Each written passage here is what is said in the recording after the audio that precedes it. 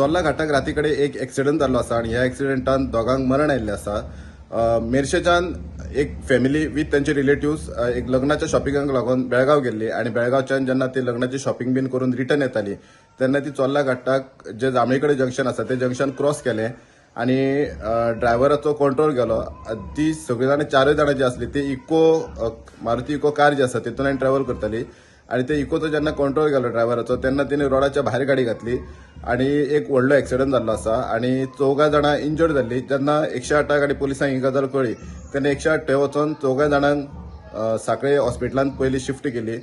पयल्यार जे कपल आसले घोव बायला तांकां डॉक्टरान थंयसर डेड म्हणून डिक्लेअर केल्ली आसा आणि बाकीची जी आसा ती सध्या जीएमसीन ट्रिटमेंट घेवप तेची चालू आसा।